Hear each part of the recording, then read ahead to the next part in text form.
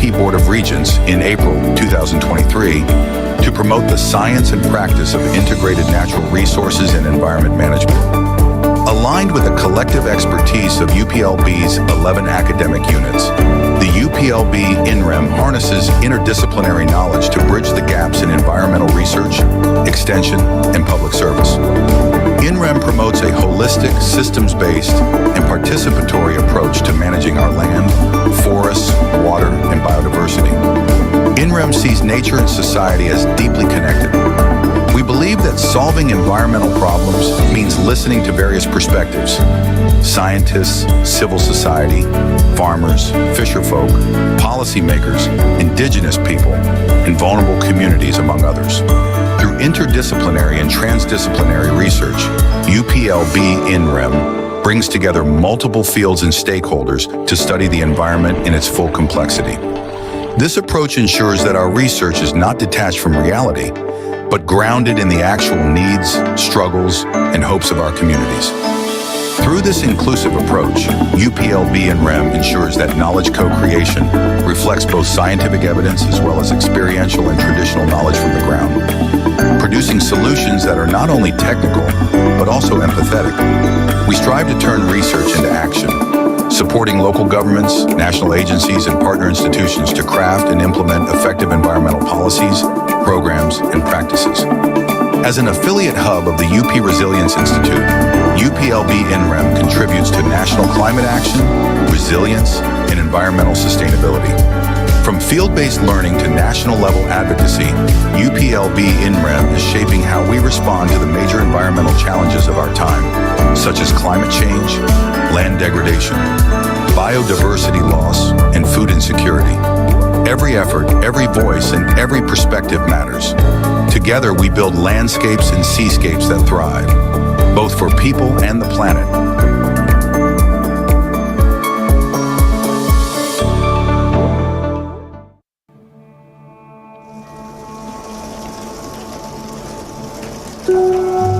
Ang kalamidad ay patuloy na lumalala dahil sa nagbabagong klima.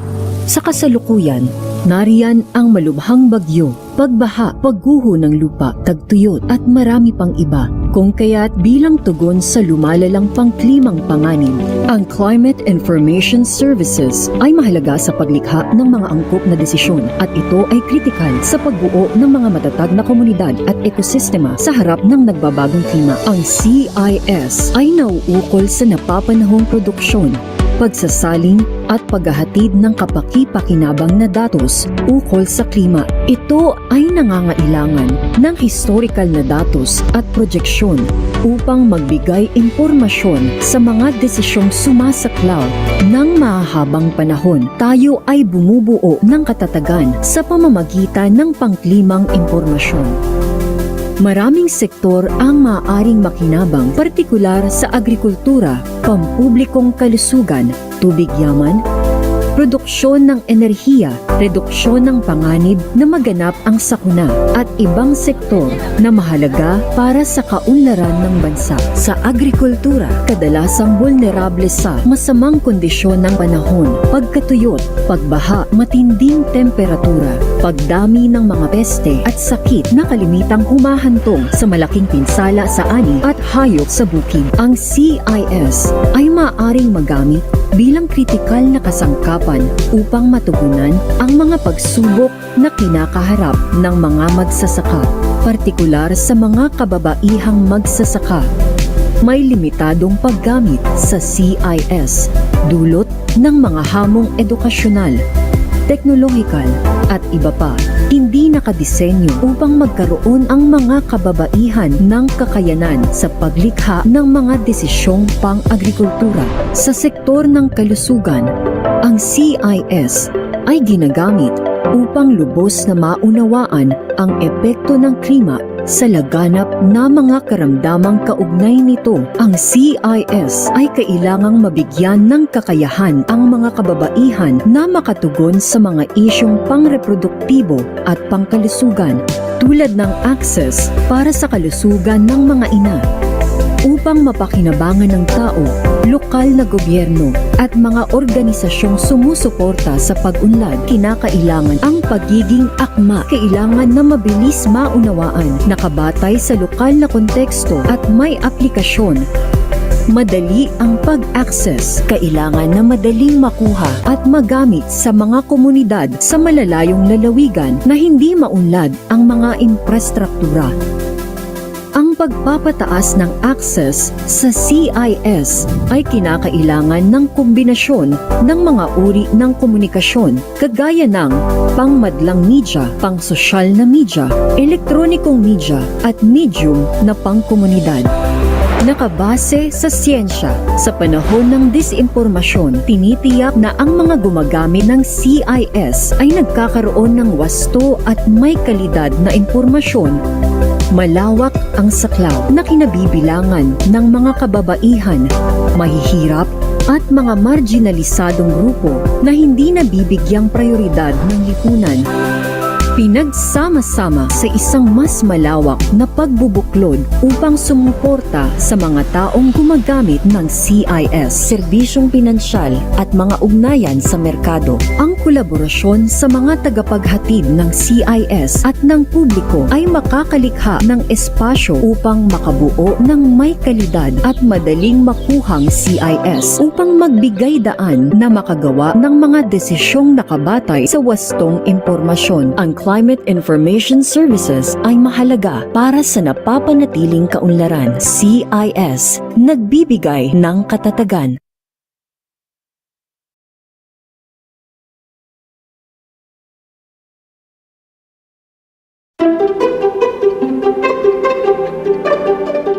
Did you know that the Philippines is one of the world's most vulnerable countries to climate change? It's true. With rising temperatures, stronger typhoons, and shifting rainfall patterns, millions of Filipinos are already feeling the effects. But today, let's zoom in on one particular region. Region 2, Cagayan Valley. Let us find out what's happening there. Region 2, or the Cagayan Valley, is a land of beauty and diversity, but also a land of danger when it comes to climate change. Why? Well, its location makes it more vulnerable to extreme weather events, such as strong typhoons, prolonged droughts, and severe flooding. Let's talk agriculture. Rice and corn are the heart and soul of Cagayan Valley's economy. But guess what? Rising temperatures and erratic weather are making farmers' jobs harder than ever. In 2024, Region 2 lost 2 billion Philippine pesos in crops because of El Niño. And that's not all. Typhoons keep causing billions more in damage. Farmers can't seem to catch a break. But it's not just farmers who are feeling the heat. Inland fisherfolk in the region are facing water shortages, rising temperatures, and storms that wreck their fish ponds.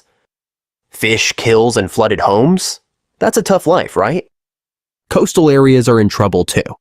With rising sea levels and stronger storms, the fishing community is losing resources. Typhoons come in and the fish just swim away. Or worse, the sea takes it all. Meanwhile, upland areas face landslides during heavy rain and low-lying communities along the Cagayan River. They're regularly flooded. Imagine trying to go to work or school. The struggle is real. And here's the kicker. It is going to get worse. Research shows that Region 2 will likely see even higher temperatures in the future, making heat waves and droughts even more intense. Typhoons, they'll be fiercer, and floods will get worse. Yikes. But wait, it's not all doom and gloom. There's hope. If we take action now by providing timely and accurate climate information, building resilient infrastructure, planting trees, conserving resources, and supporting our farmers and fisher folks, we can help create a future that's safer and more sustainable. So, what are we waiting for? Let's work together to build a climate-resilient Region 2 and a better, greener future for all. Because when we all pitch in, anything is possible. Act now, and let's create the change we need. Sa usapang klima, dapat lahat kasama.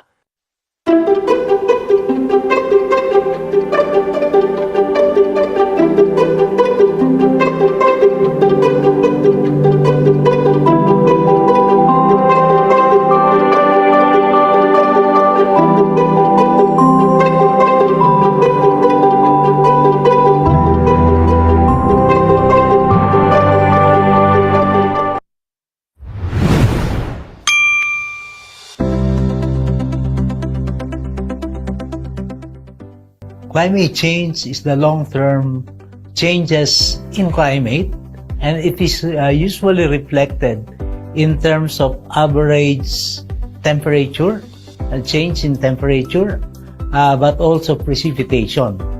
To some extent, we can also witness the so-called sea level rise. And climate change is caused by the high concentration of greenhouse gases in the atmosphere, and therefore, over the recent years, it's usually associated with what is called as the anthropogenic activities, like the burning of fossil fuels that contributes to the accumulation of greenhouse gases in the atmosphere.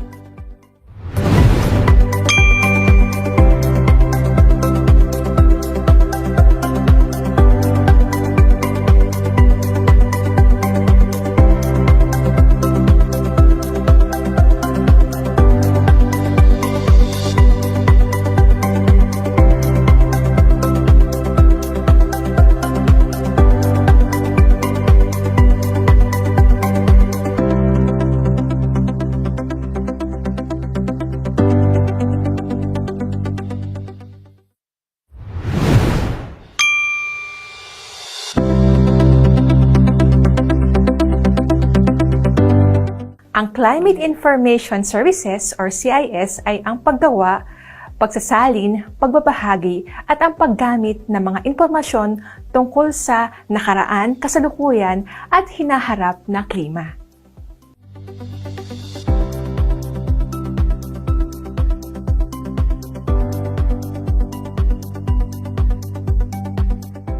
Mahalaga ang CIS para sa mga magsasaka at mangingisda dahil ito ay ginagamit nilang basehan para sa kanilang pagdedesisyon. Halimbawa, kung matatanggap na mga magsasaka na ngayon ay uulan, ito ay magagamit nilang pagdedesisyon kung sila ba ay mag-a-apply ng fertilizer or hindi. Ganun din naman sa mga mangingisda, kung matatanggap nila ang forecast ng panahon, ito ay makakaaring makatulong sa kanila na magdesisyon kung sila ba ay papalao sa dagat o hindi.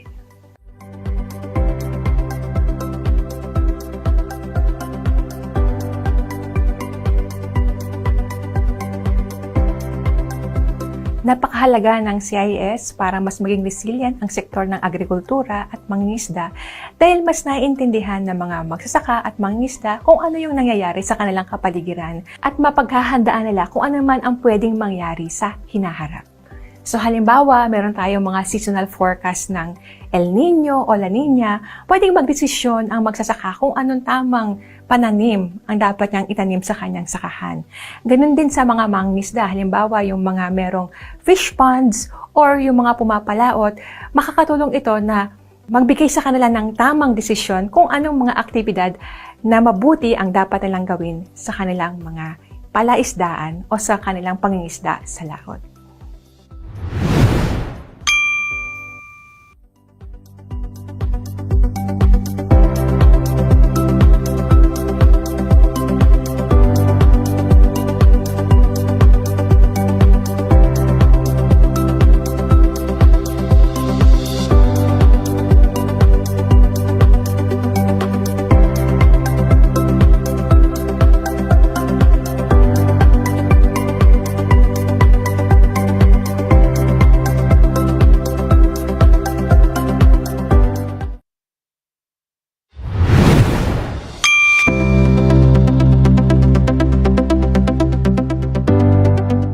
Yung pagbabago ng klima, sir, sa experience ko, yung ani maganda, kung minsan naman hindi maganda yung epekto ng ani.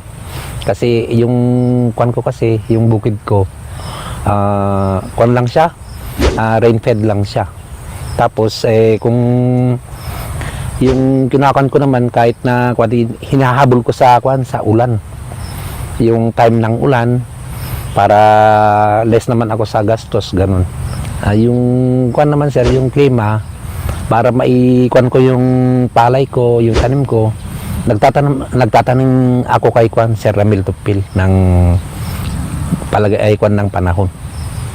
Yun po, ang ko lang, yung pagbasehan ko ng kwan ng climate change kasi hindi ko alam yung kwan yung kwan ng panahon kung minsan kasi sa kwan naman ulan lang naman yung inaasahan ko para makapagtanim ako.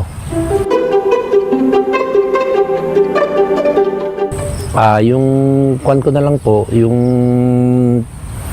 ginagawa ko na lang po ay iniigihan ko na lang yung pagwan, yung pagtatanim ko, tinatiming ko na lang para sa ganun hindi naman ako magagastusan ng malaki.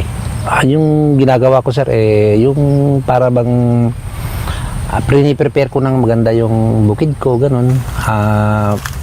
Yung chine-check ko yung mga source ng tubig kasi kung walang irrigation kasi wala namang tubig yung sapa pinakuan ko yun,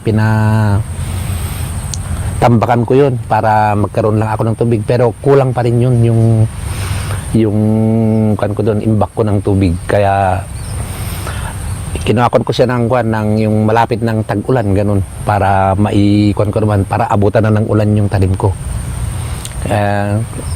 May kuan din kukuha ako tubig doon sa kuan na yun, tinambakan ko doon pero hindi sapat. Sa akin hindi naman problema yung mga makinarya kasi may makinarya ako. Yung kuan ko lang sana sir yung gaya ng DA sana kung magbigay naman sila, hindi ko naman sinisiraan yung DA kung magbigay sana naman sila yung sapat dun sa area na kinukuha nila para kuan hindi naman yung kulangin yung mga inputs na kuan kasi kung minsan na tatanggal pa yung pangalan namin at saka yung nagbibigay sila hindi on time, nakatanim na kami bago sila magbigay. Yung maganda lang naman sana yung advance sana sila magbigay para magamit naman namin yung binibigay nila. Kasi yung binigyan nila sa amin hindi ko na naitanim kasi tapos na ako nakapagtanim doon nakatambak, masisira naman yun. Yun yung ko lang naman sa gobyerno na kung tutulong sana sila advance naman nila para magamit namin agad para less gastos.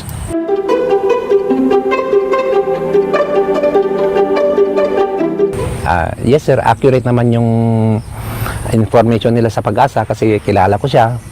Kung nagtatanong naman ako sabi niya oo ganito maulan, ganito pa sa buwan ng ganito maulan, yung buwan ng ganito konti lang yung ulan, tumatama naman yung sinasabi niya.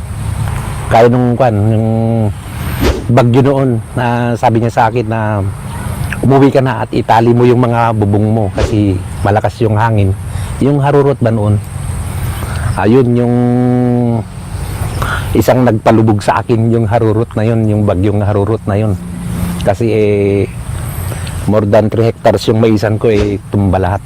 Kaya yun ang okay naman yung sinabi ni Sir Tupil noon na talagang darating yung bagyo, dumating talaga dito sa amin ang tinumbok talaga. Kaya yung information niya okay naman sir, accurate naman.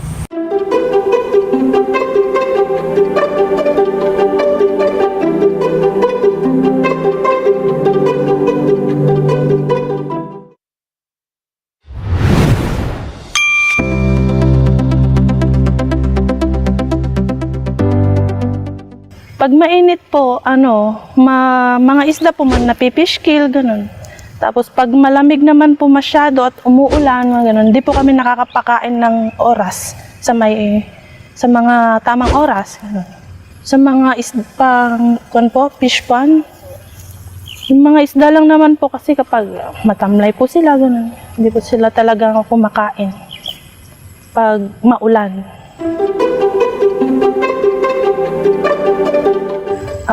Pag mainit po at matamlay po yung mga isda, nagpapatubig po kami, ganun. Para may po sila na oxygen, ganun. Kasi kailangan po sila ng oxygen kapag masyadong mainit. Kumukuha po kami sa deep well, pampatubig po sa aming fish pond po. Siguro ang magagawa po ng gobyerno is magbigay po sila ng ayuda or suporta po sa amin sa mga patubig, ganun. Kasi hindi naman po pwedeng kumuha lang po kami dyan kung saan-saan. Sa irrigation, kasi kapag may mga nag-spray po ng mga ng mga kuhol, hindi po pwedeng ipunta sa fish pond po yun kasi may side effect din po sa mga isda po namin.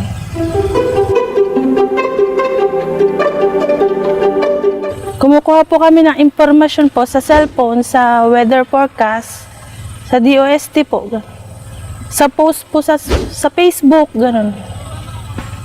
Sa post po ng mga sa munisipyo po namin, nagpo-post din po sila kapag ng ganun. Kapag may kalamidad po, ganun, may bagyo, kung ano po. Sapat naman po yung impormasyon po nila kapag sa post po nila.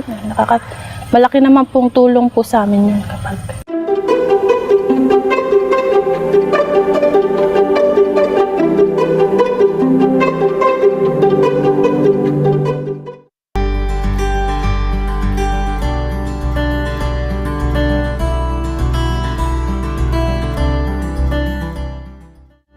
COP is a collaborative platform for individuals and institutions that aims to facilitate knowledge sharing and enhance capacity building. COP is unique in such a way that it is voluntary, it is self-organizing and often informal. And since it is a community, they have the collective pursuit for learning and problem solving. We can say that a COP is successful if they have the clear purpose and shared objectives. Since it is a community, the objectives of the COP should embody the visions of the whole COP members. So it is also important that the members are active, they are committed to ensure the sustainability of COP. It is also important that we have the strong leadership and facilitation, particularly sa part ng LGU since they are also involved in the COP. We need to have local champions, especially as we advocate policies in COP.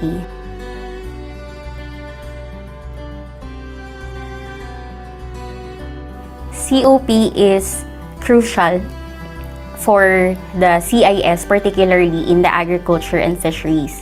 CIS encompasses the production, the translation, dissemination, and utilization of CIS. So for instance, the production part. So climate data and information are produced by Pag-asa. CIS is important to be communicated effectively to the regional offices since Pag-asa is a national agency.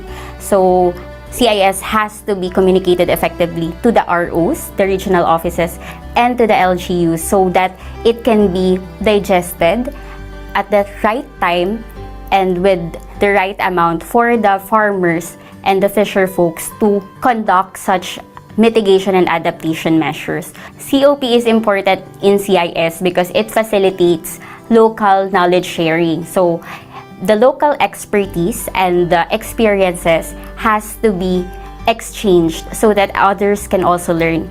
It is also important in facilitating adaptation measures since we have to capacitate the farmers and fisher folks.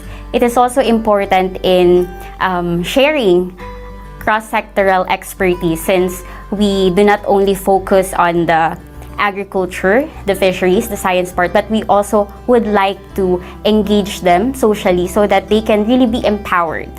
And lastly, COP is very crucial in CIS, particularly in the advocating of policies. So this is where the LGU takes in. LGU has the power to influence the LCCAP, the CIDRA, the CDP. These are the local plans. So CIS has to be integrated to this plan so that we can effectively engage the communities. So our goal in general is to achieve climate resilience, but climate resilience cannot be done overnight. So it has to have a community that is committed in achieving climate resilience for a sustainable future, especially for our farmers and fisher folks.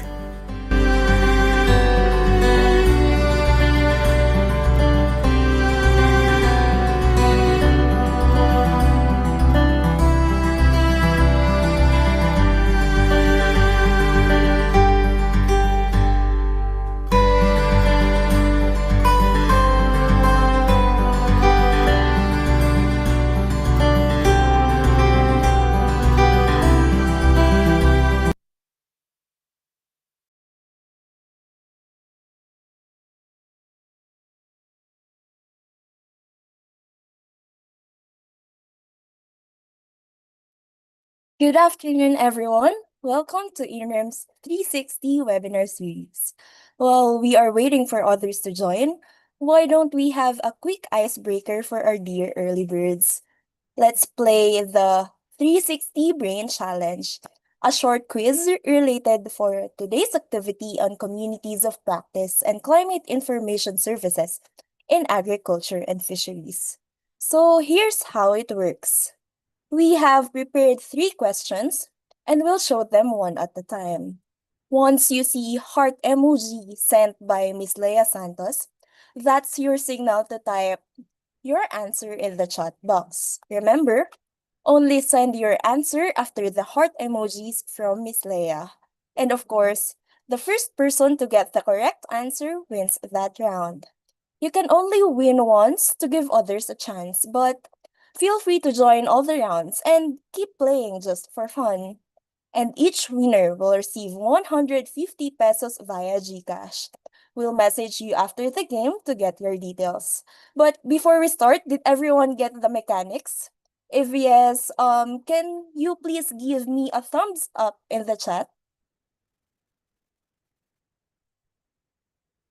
All right. I can see some thumbs up from our participants. Let's begin the 360 Brain Challenge. So, for our first question, what term refers to adjustments in ecological, social, or economic systems in response to current or expected impacts of climate change? So, I believe we have to be specific in this question.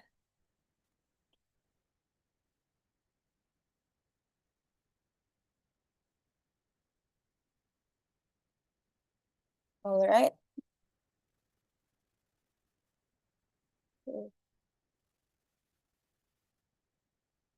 All right. Any other answer?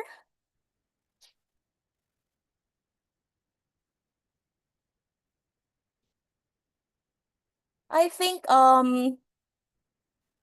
somebody got the correct answer. The correct answer is climate change adaptation or climate adaptation. Congratulations, Mr. Anthony Alindayu, for getting the correct answer. Climate change adaptation or climate adaptation helps communities prepare for and respond to the effects of climate change. After all, it's about reducing vulnerability and improving resilience over time. So, for our second question, this agency is the lead policy-making body of the government, tasked to coordinate, monitor, and evaluate government programs and ensure mainstreaming of climate change in national, local, and sectoral development plans towards a climate resilient and climate smart Philippines. What agency is this? All right, we have here NDRRMC. We have also here, we have answer CCC, Climate Change Commission, and DRRMC. The correct answer is Climate Change Commission, simply called as CCC. Mr. Alex Jr. Garibay got the correct answer. So CCC plays a central role in helping the Philippines become more climate smart by ensuring that policies and development plans are aligned with our climate goals. So we are down to our last question. For our third question, what term refers to a group of people who share a common concern or passion for something they do and learn how to do it better through regular interaction? All right. The correct answer is community of practice or communities of practice. Mr. Rich de Guzman got the correct answer. So, communities of practice or COP is exactly what we're highlighting in today's webinar. It's a space where people learn from each other, share tools, and improve their work together. And that's it for our 360 Brain Challenge. Thank you everyone who joined in, and congratulations to our winners. So our team will contact you shortly to send your GCash prize. With that, we're starting the program in just a few minutes, so stay with us as we officially open episode 2 of the INREM 360 webinar.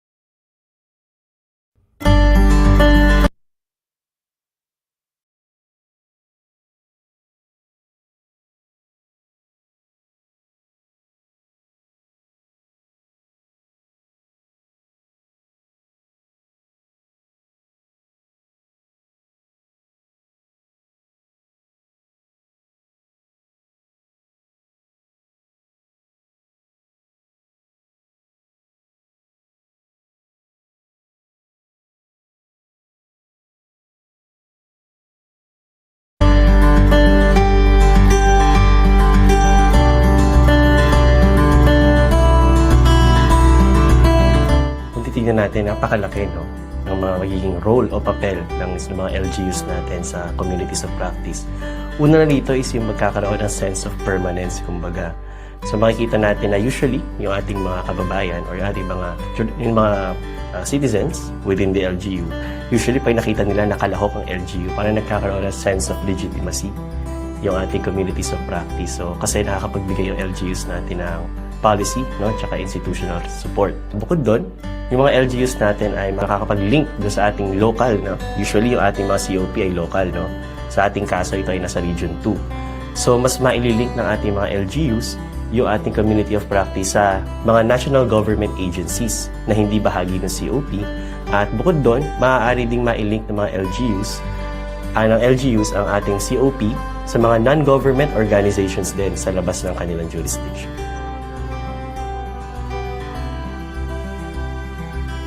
Maaaring hindi sapat yung budgetary na allocation ng mga LGUs para sa isang COP. Lalo na kung yung COP ay bago pa lamang. So maaaring hindi pa kasama sa budget ng LGU para sa taon na yon yung paglahok sa COP. So isa ring challenge at isa na ring hamon sa ating mga kasama sa COP sa Region 2 na maisama talaga, no, or mai-insert sa budgets ng lahat ng LGUs ng Isabela, sa munisipyo, sa probinsya, itong ating COP para mas makalahok sila sa mga susunod pang taon. Kasi bukod dun sa budgetary na resources, kasama na dito yung maaaring wala silang sapat na technical staff sa kanilang munisipyo na makalahok effectively dito sa COP. So sa kaso natin, maaaring ito yung climate sciences or about sa climate information services.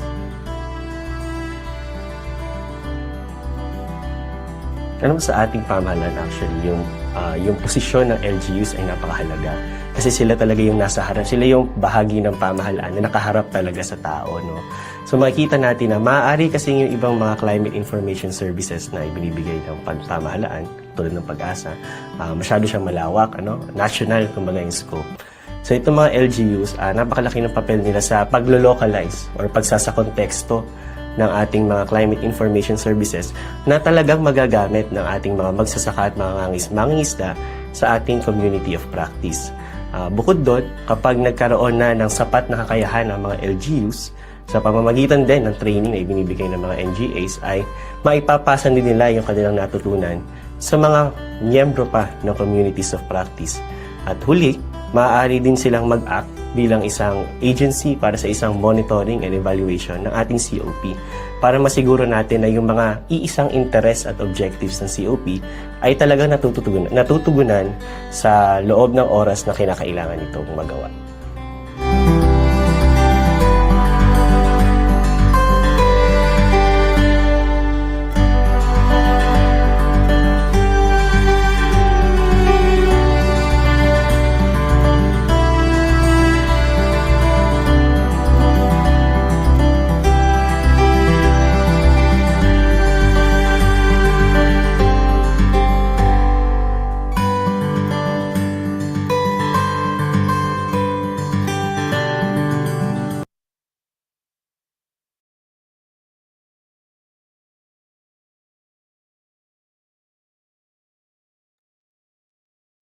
Science and evidence-based, community-driven, and future-focused. This is INREM 360 webinar series where evidence meets experience in natural resource and environment management. Good afternoon once again and welcome to episode 2 of the INREM 360 webinar series, hosted by the University of the Philippines Los Baños Interdisciplinary Studies Center for Integrated Natural Resources and Environment Management, or UPLB-INREM. I am Mariel Baliwag, your host for this afternoon. So the INREM 360 series brings together key insights from research, practice, and field experiences from UPLB-INREM and its partner institutions. Today, we focus on a theme that highlights the power of collaboration: communities of practice on climate change adaptation in the agriculture and fisheries sectors. So over the past year, we've been learning a lot from an INREM project in Region 2 that brings together local governments, SUCs, national and regional agencies, and of course, our local stakeholders. Today, We will be learning more about this initiative because the message is clear. Climate action works best when we work together. Because sa usapang klima, dapat lahat kasama. And well, we're really overwhelmed by the number of attendees joining us today. We're currently at 98 participants here on Zoom, and some are still joining at present. And we also have viewers tuning in via Facebook and YouTube Live. Thank you so much for your support. Before we proceed, we'd like to get to know you a little better. So let's start with a quick poll and let us know which sector you're from and where you're joining us from today.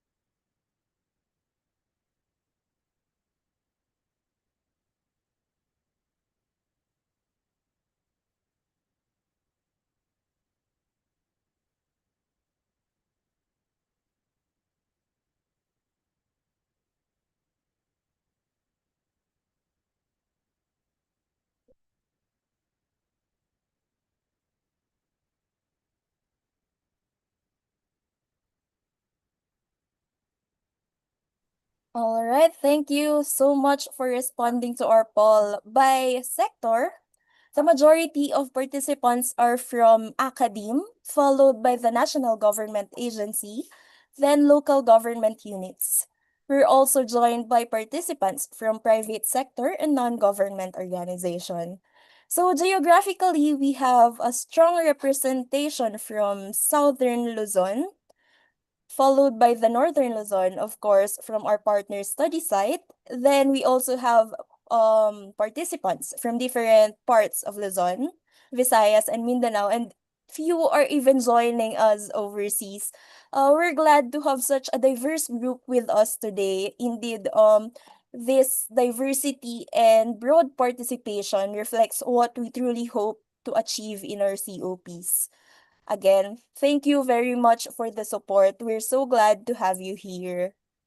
And now to formally start our session, we are pleased to hear from the director of UPLB-INREM and project leader of the SSCIS project, Dr. Juan M. Pulhin.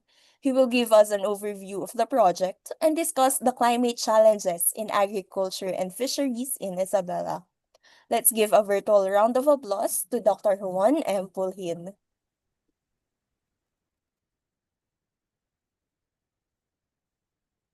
To our distinguished guests, Dr. Nicole Krantz, Mr. Jimmy Loro, Dr. Orlando Valderrama, Ma'am Telma Cinco, and ASEC Romel Cuenca, our esteemed partners from various state universities and colleges, provincial and local government units, and everyone joining us in this second installment of INREM 360. Welcome and good afternoon, everyone. In the previous years, our country has experienced the devastating effects of climate change. Extreme weather events from dry spells to intense typhoons and flooding. Although tragic, the silver lining was that these events make us realize the importance of being proactive and united in our race towards climate resilience. The presence of more than 300 stakeholders in today's webinar is a testament to our shared concern on the worsening climate change and the urgency of addressing its impacts to vulnerable sectors such as agriculture and fisheries. This project, entitled Modeling CIS Application in the Agriculture and Fisheries Sector through Tripartite Collaborations in Region 2, Northern Philippines, transpired from the understanding that Climate Information Services, or CIS, is a crucial enabler in improving the decision-making processes in climate change adaptation, mitigation measures, and managing risks to attain resilient and adaptive communities. To better understand the role of community of practice in CIS, we will go through the overview of the Modeling CIS project, theoretical foundations of COP or Community of Practice in Agriculture and Fisheries, some project activities and updates, as well as ways forward. This project is implemented by the University of the Philippines Los Baños Foundation Incorporated, or UPLB-FI, through the Interdisciplinary Study Center for Integrated Natural Resources and Environment Management, or UPLB-INREM, in partnership with the Isabela State University, or ISU. This project is funded by GIZ, focusing on the Cagayan Valley region, northern Philippines, with special emphasis on Isabela Province, and is implemented from the 1st of October 2023 to the 31st of May of this year. The Modeling CIS project is part of a bigger project entitled Towards a South-South Collaboration and Climate Information and Services, Building an Knowledge Platform for the Philippines and the Climate Vulnerable Forum, where it falls under the Intervention 2 or tripartite capacity enhancement of selected national and regional agencies, state universities and colleges, research institutions, and other key players as providers and users of CIS to contribute towards community of practice in climate information services. As climate change remains to be a major threat to agriculture and fisheries, the project saw the need to model CIS application in Region 2 Cagayan Valley. The region, known as the Grains Granary, prides itself as the largest corn producer and second largest rice producer in the country. Isabela, one of its provinces, is highly vulnerable to extreme temperatures and climatic conditions due to the worsening climate change impacts exacerbated by its geographic and biophysical condition, thus amplifying the problems of poverty and food security. Mainly, this project aims to deliver simplified science-based information on climate change to policymakers and LGUs, broadening the stakeholders' perspectives on the future impacts of climate change on agriculture and fisheries, as well as to strengthen the capacities of national and regional agencies, state universities and colleges or SUCs, research institutions, and other key players in providing and using CIS, ultimately contributing to the development of community of practice or COP in CIS. In the course of its implementation, the major activities expected from the project are the following: conduct of capacity needs assessment or CNA, establishment of a subnational competence center for CIS in agriculture and fisheries, capacity building activities for SUCs, NGAs, regional offices, and LGUs, and finally the establishment of COP. Overall, the project envisions to significantly impact the agencies and groups that are involved in capacity building for CIS, the Isabela LGUs, various research institutions and academia, and ISU as a recognized subnational competence center for agriculture and fisheries by the Climate Change Commission, all leading to the empowerment and resilience of our local farmers and fisher folks. Now zooming in into the community of practice in agriculture and fisheries, the project looks into the realities experienced by the Isabela province. So, what then is COP, or Community of Practice? COP is a collaborative platform for individuals and institutions which aims to facilitate knowledge sharing and exchange of information, enhance individual and institutional capacities through capacity buildings and trainings, and promote agricultural and fisheries practices that support sustainable development and community resilience, all resulting to an improved delivery and use of climate information services. To contextualize the project, the UPLB-INREM developed a framework integrating CIS providers and users, outlining their collaboration and resource sharing. It is grounded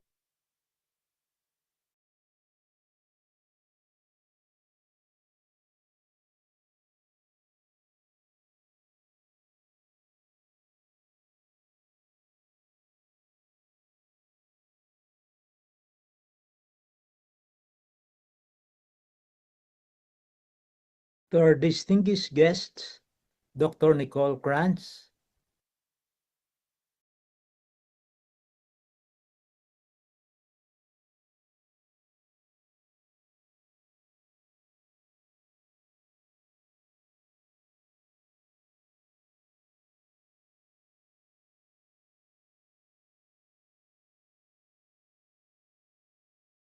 All right, let's wait for Dr. John Pulhit's Promote video. agricultural and fisheries practices that support sustainable development and community resilience, all resulting to an improved delivery and use of climate information services.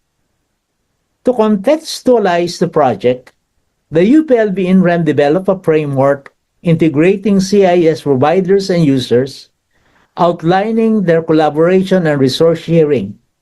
It is grounded on the principles of justice and equity, inclusivity and diversity, science and evidence-based, as well as sustainable development. The framework reflects the tripartite collaboration among the SUCs, NGAs and ROs, or regional offices, as well as LGUs to address factors in CIS production, translation, dissemination, and utilization.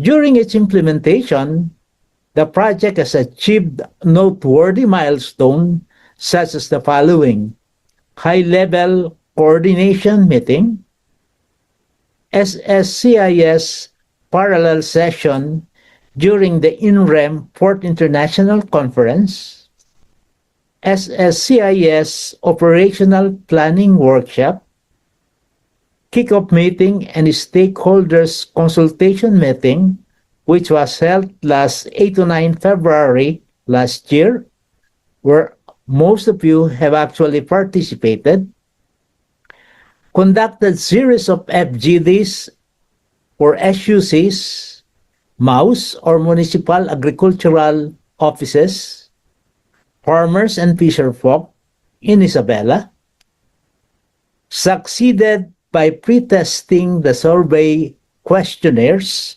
which we use in our assessment, as well as to institutionalize our partnership. We have representatives from ISU and UPLB signing a Memorandum of Understanding last April 8, 2024. Similarly, the team conducted field surveys and focus group discussions in selected cities and municipalities in Isabela province.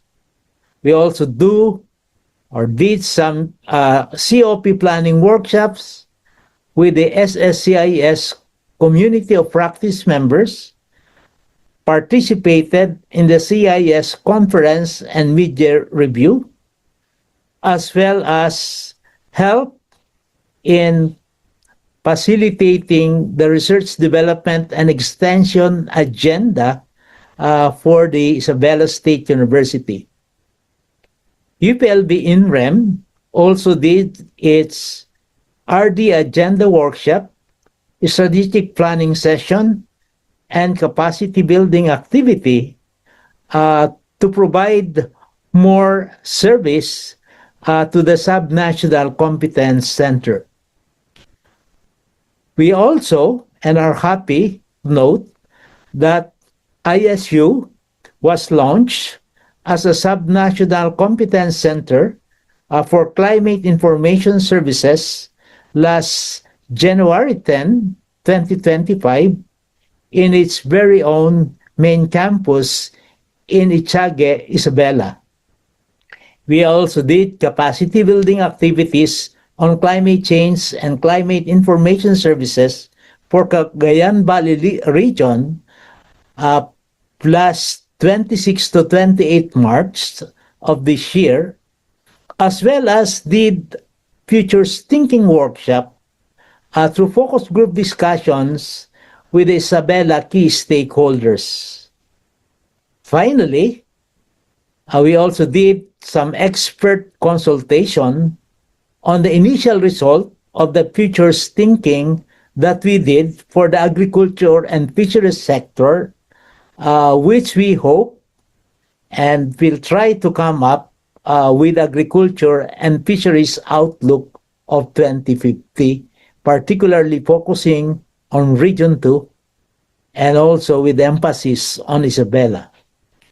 Moving forward, the team envisions to accomplish the following as the project concludes. First is today's INREM 360 webinar to showcase what we have done and also illustrate some of the things that we still plan to sustain. We also intend to complete the Agriculture and Fisheries Outlook 2050, complete the process documentation on COP, on Climate Information Services, craft a policy brief, as well as a journal article to contribute to the building of body of knowledge on this very important area. We also intend to participate in the official launching of the online learning platform containing the CIS knowledge products as well as the training manuals, and do and hopefully later on work with the UP Open University in converting some of our knowledge products into the Moodle platform so that they can be shared to a wider audience. Again, on behalf of the whole project team, we'd like to thank you for joining us in this important event. We look forward to partnering with all of you. This is just the start of our collaboration until we all reach a climate resilient and adaptive agriculture and fisheries sector, not only in Isabela, but in the whole Philippines. Thank you very much and good day to everyone. Though Dr. Pulhin could not join us live today due to equally important matter, his support and leadership have been instrumental throughout this initiative. With this, thank you very much, Sir John, for laying the groundwork for today's discussion. We recognize that climate action is more critical than ever, and initiatives like this, like the modeling CIS application in the agriculture and fisheries sector, through tripartite collaborations in Region 2 Northern Philippines, play a vital role in supporting that effort. Also, we would like to request our participants to turn on their cameras for a quick photo opportunity that will be guided by Ms. Hannah Tolentino.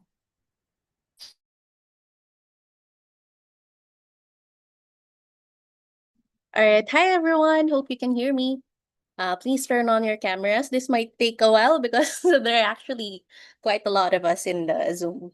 All right. I'll take the first one. 3, 2, 1. Okay. I'm gonna go to the next one. We actually have to go through 5, so please bear with me.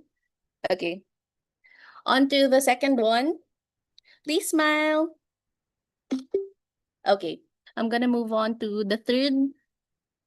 Okay. 3, 2, 1. Okay. Last two.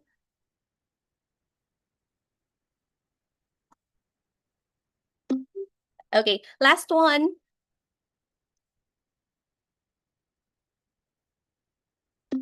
All right. There you go. Thank you so much, everyone. Thank you so much, Miss Hannah, and thank you so much for all the bright smiles. Just a reminder for this webinar, as you listen, please make sure that your microphones are muted. Feel free as well to drop your questions or send your reactions in the chat box. These questions will be entertained later after the presentation. At this point, we will now explore how communities of practice serve as a platform for collective learning and action. Our next speaker is the Chief Advisor of the GIZ project towards a South-South collaboration on climate information and services, or the SSCIS project. He works with the Climate Change Commission, the University of the Philippines, and PAG-ASA in advancing the joint development of climate information and services. With over a decade of experience in climate and disaster risk finance and insurance, he has led initiatives on public-private partnerships and product development, including the Philippines' first satellite-based area yield index insurance for RIAS. So he has also contributed to programs in peace, health, and poverty reduction, and holds both his master's and bachelor's degree from the University of the Philippines. To share his insights on the COP model and its role in climate information services, let us all welcome Mr. Jimmy Loro. Let's give him a virtual round of applause.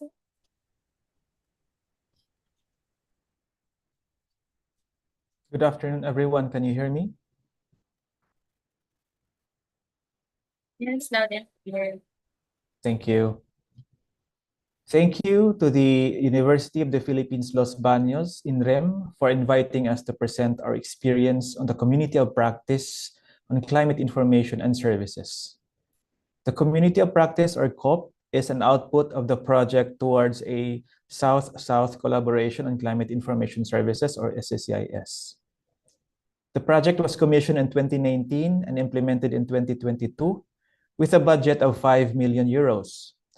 It targeted the Philippines, the members of the Country Vulnerable Forum, and the ASEAN. Our main political partner is the Climate Change Commission, supported by 7 government partners. Next slide, please.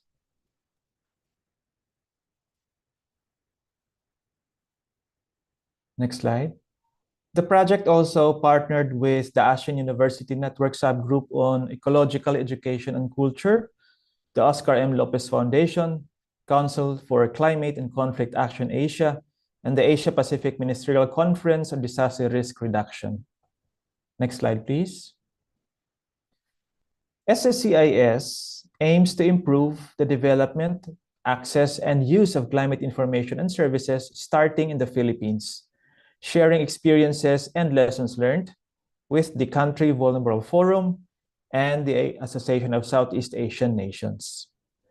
One of the project's signature results is the formation of the Community of Practice on CIS, composed of experts from various fields, contributing to the enhancement of CIS whilst aligning with the priorities of the Philippine government, such as the National Adaptation Plan, the nationally determined contributions, and the Philippine Biodiversity Strategy and Action Plan, using science, formal studies, and community dialogue.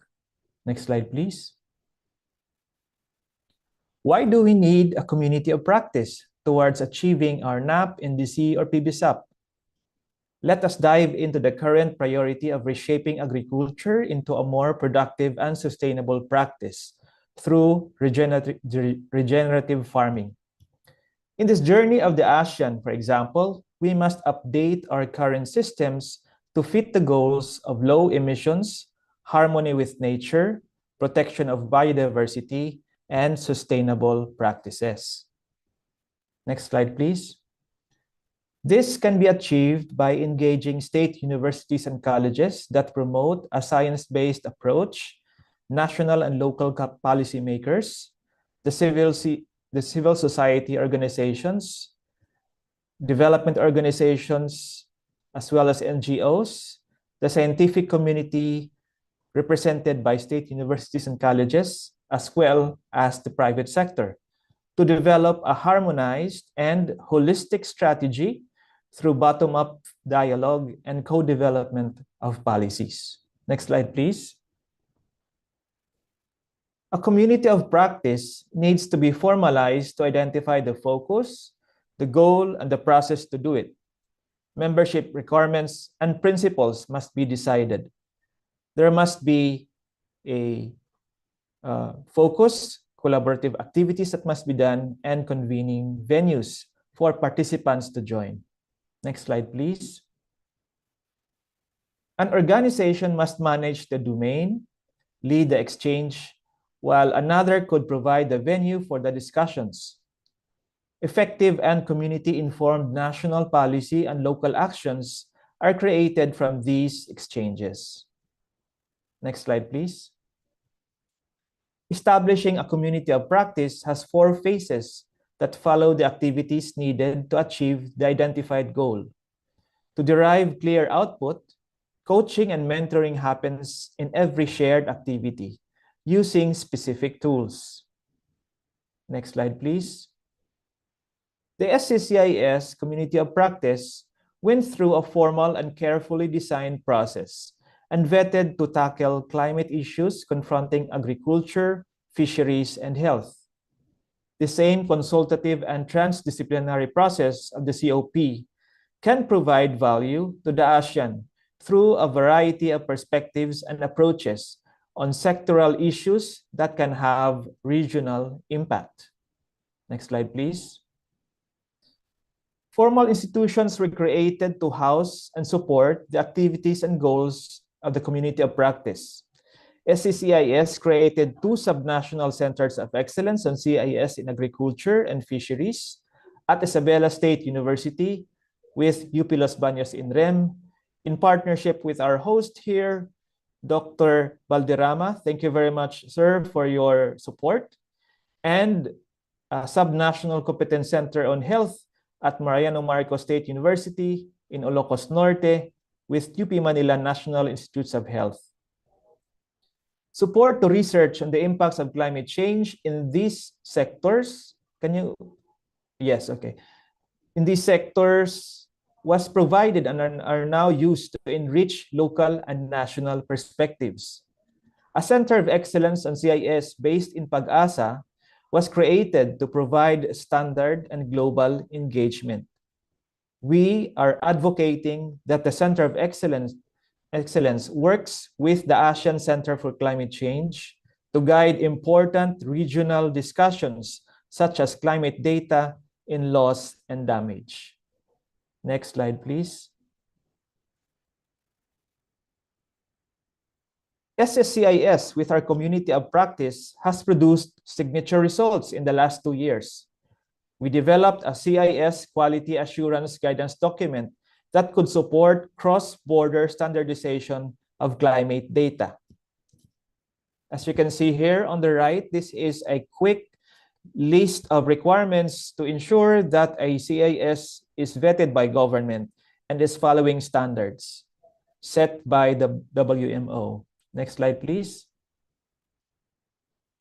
A guide in creating a community of practice can be used to expand our experience in ASEAN to promote discussion among experts in various fields. We are promoting a transdisciplinary approach in all that we do within the community of practice. This is composed of experts from communications, science, local governance, and also a community organization, for example. Next slide, please. We will soon launch an online one-stop center for climate information. This could be used by ASEAN in creating its own regional data center on CIS. Next slide, please. Other countries can partner with our Center of Excellence in Pag-asa on climate data or regional research collaboration. We have unveiled the National Center of Excellence for CIS in Quezon City and will soon launch the actual physical space at Pag-asa. And this will be open to experts, to scientists, to researchers who are willing and who want to conduct climate information CIS-related researches here in the Philippines and within the ASEAN and globally as well. Next slide, please.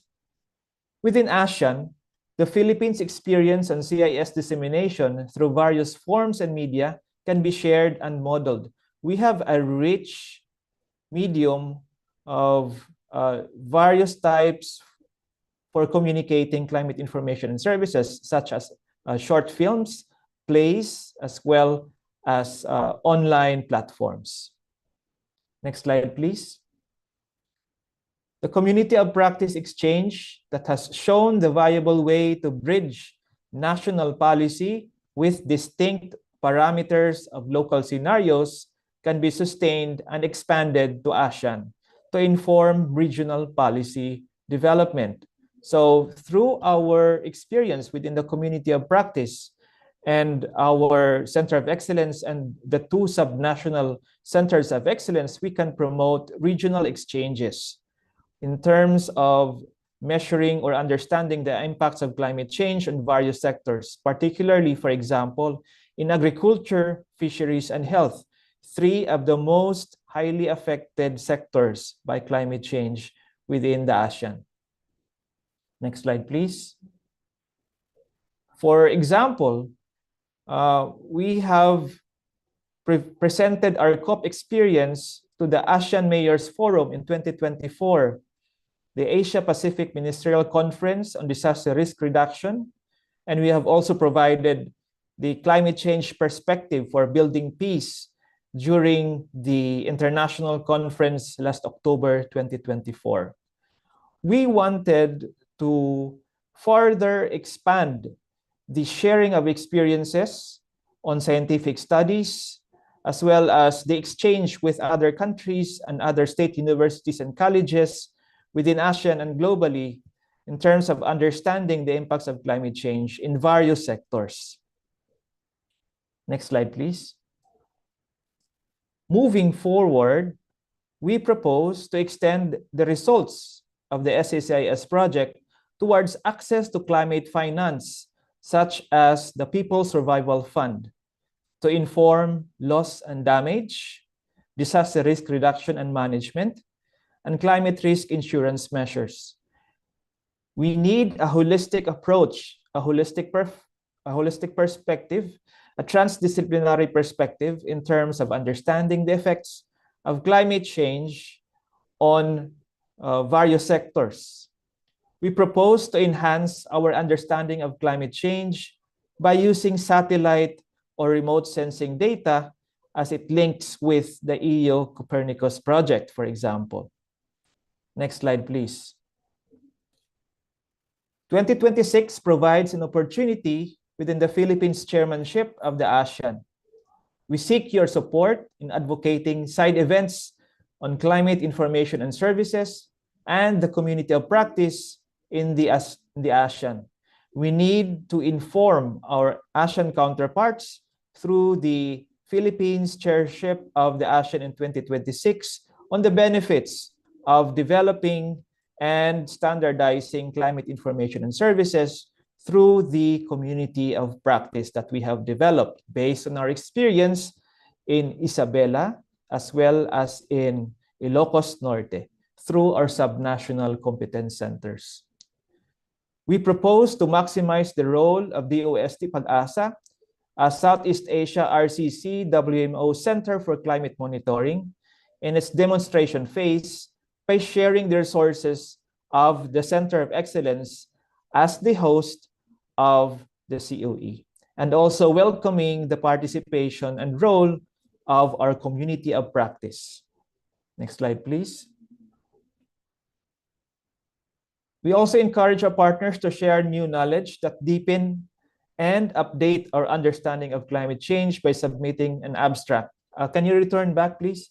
Just to make sure that you are all aware that we are supporting a regional conference on CIS communication, co-organized by the GIZ SCCIS with the ASEAN University Network, Ecological Education and Culture. We encourage our partners to share your knowledge, to share your studies, to deepen our understanding of climate change in that regional conference. That will be on 27-28 August at Ateneo de Manila University. It will be attended by some members of the ASEAN. Next slide, please.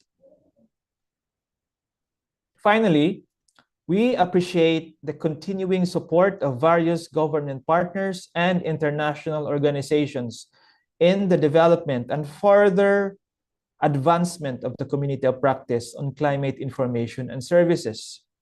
Soon, we will also release studies and knowledge products that will benefit our local government units and inform them in their own planning as well as adaptation to the impacts of climate change. Thank you very much for this opportunity, and mabuhay po tayong lahat. Thank you.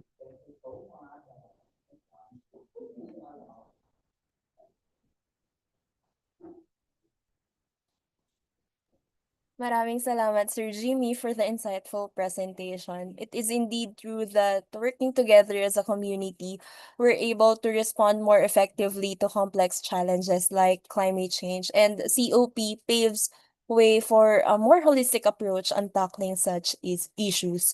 At this point, we will now hear some reflections from people who have been closely working with us, from science and development to education and local governance. Here with us are esteemed guests from LGUs, SUCs, NGAs, and development partners who have all played important roles in shaping and sustaining our COP. Let's begin with a short video message from the mayor of one of the municipalities in Isabela to highlight partnerships with LGUs. Let's hear from Honorable Cesar S.D. Jr., Kawayan City Mayor, who has been a strong and consistent supporter of our efforts throughout the project's implementation.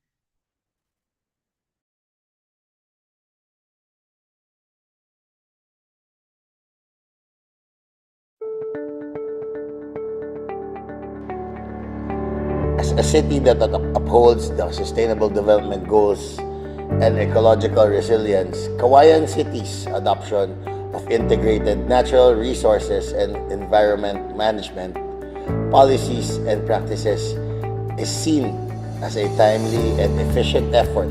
With a rich agriculture heritage and diverse natural resources, Kawayan City is simultaneously faced with challenges such as urbanization pressure, unsustainable agriculture practices, and climate variabilities, which drastically affects water quality, forest cover, biodiversity, and soil fertility. There lies a significant interconnectedness of land, water, forest, and human activities, which in the INREM program can effectively provide efficient solutions as it encourages stakeholders' participation, cross-sectoral planning, science-based decision-making, bringing together government agencies, local communities, farmers to provide sustainable livelihoods. It's not new to our knowledge that environmental sustainability is not an ecological issue alone, but also a social and economic too. As agriculture remains to be the backbone of our economy, INREM principles implementation serves as a tool for both environmental protection and poverty alleviation. The empowerment of communities with knowledge, resources, and alternative livelihood options ensures natural rehabilitation and resilient communities.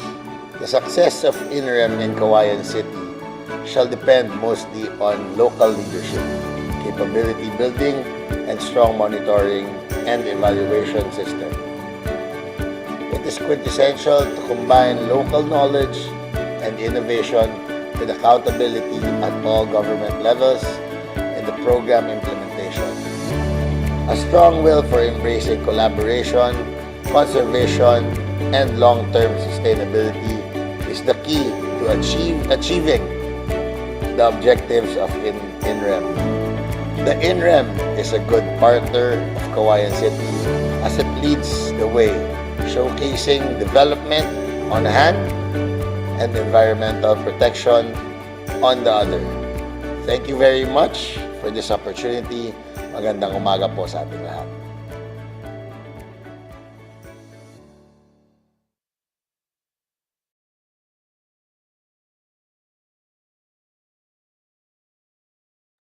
All right. Next, we'll hear from Dr. Nicole Kranz, Climate Cluster Coordinator and Principal Advisor of the SSCIS project of GIZ. Dr. Kranz represents a development cooperation perspective and has played a key role in fostering collaboration through the SSCIS project. So, Dr. Nicole Kranz.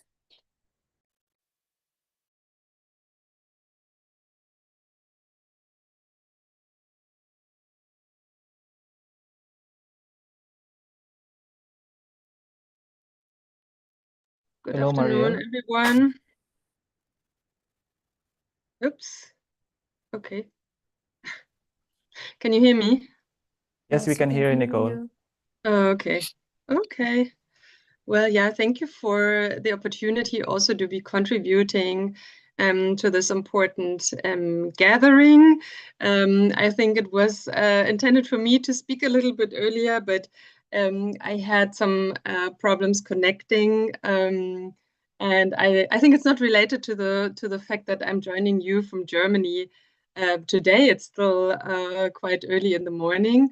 But nevertheless, I wanted to join this gathering and really express our appreciation to UPLB-INREM for the partnership in implementing the SSCIS project over the past years and the dedication and commitment in achieving our shared goals. And without preempting basically this workshop, I think we've come a long way, and especially also in terms of understanding really the applications and the use of climate information and services on the ground, as we've just heard from the mayor in a very concrete example. I would also like to thank on behalf of GIZ all the participants who are watching today and are tuned in for a productive discussion of our community of practice. We already heard in quite some detail from my colleague Jimmy on why it was set up. It was actually an integral element of this project to basically constitute the starting point of a collaborative learning platform to also bring those research entities as well as government entities together in order to jointly tackle the task of turning climate science into user-friendly knowledge products that benefit the whole of society. And that's what we see today. As we already heard, our community of practice composed of a variety of individuals from different fields and organizations with varying expertise and perspectives, but really joined on the same interest, and that is to really make climate information and services accessible for policymakers and community to promote its use. And this is actually one of the greatest challenges, as we know, because decisions, for example, on adapting to climate change impacts or on improving resilience have to be taken at the local level, integrating various members of the communities, ranging from a varying group of people, and they all need to come together so that no one is left behind in terms of addressing this ever-mounting challenge that we are faced with. As we have also heard, it was always the intention of our project to really learn from the Philippines experience, and to look regionally into ASEAN.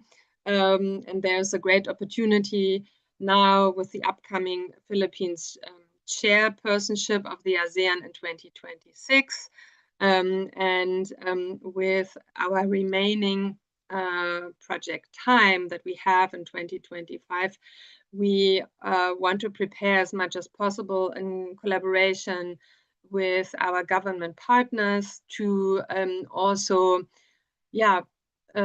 prepare the ground in order to make our project results available in the ASEAN context. And we heard about this opportunity coming up with the conference at Ateneo, organized together with the ASEAN University Network.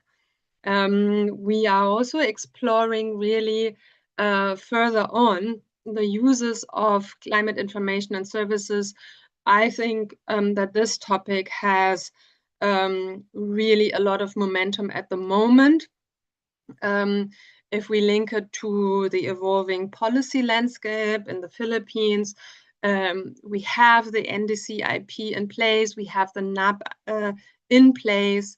There's huge interest and also pressure to move ahead on the implementation of these important policy guidelines. We have the very strong discussion on losses and damages, also heavy on needs for climate information and services in terms of understanding what caused losses and damages. So we are not done in terms of our work at climate information and services in the Philippines. I think, frankly put, we might not be just starting, but we are well underway. And also from our side, we are looking for further opportunities to create meaningful partnerships with our partners in the Philippines, and I hope that we will also succeed. I can highlight that from the part of the German government that has been funding SSCIS over the past years. With all the changes on the political side, there's still a strong interest to work on advancing science-based climate information and services, that there's a strong interest to work with partners in the Philippines, but also elsewhere in order to advance the Paris climate agenda. And I think with that, we are well aligned with those goals in fostering cooperation between our national government agencies, state universities, colleges, local government units, and end users in advancing this climate information services agenda in order to create useful impacts on the ground. I'm just coming out of attending the intersessionals in Bonn under the UNFCCC, where we also have confirmed the strong relevance of climate information and services for advancing the Paris agenda. And therefore, it is my hope that the community of practice established to our project with our partners will continue to develop, mature, and expand and that our journey together showcases our work in the Philippines, to the ASEAN and even beyond, and that our lessons from these exchanges will enrich our current approaches, and lead to tangible results at the local level, in a range of countries and in our region, basically. And with that, I would like to thank you and wish you a successful seminar, and wishing you a good afternoon. Over to you, facilitator. Thank you very much. Thank you very much, Dr. Franz. Joining us from Germany, we truly appreciate your support. I also My agree pleasure. with I also agree with what you have said, that it is truly important that no one gets left behind. With this, a huge thanks to such initiatives like the SSCIS project. So now we'll move forward to the SUC perspective. As a key academic partner, Dr. Orlando F. Balderrama, Isabela State University Vice President for Research and Development, Extension and Training will reflect on how SUCs like ISU are advancing science-based approaches to local adaptation through active engagement in communities of practice. Let us all welcome Dr. Orlando F. Balderrama. Magandang hapon po sa ating lahat. Thank you very much, Mariel. And especially to our big audience right now. I'm here to share the SUC perspective on the communities of practice in CIS. And as introduced by our previous speakers, the Isabela State University is one of the member of the COP, partner,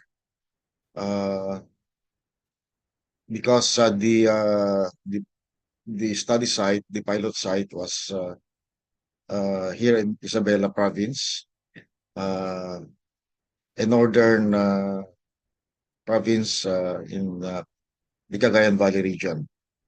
Cagayan Valley region is a very important region in terms of food security. It is here where you can find the biggest river basin in the country, the biggest river, the Cagayan River, and also the most problematic river basin in the whole country.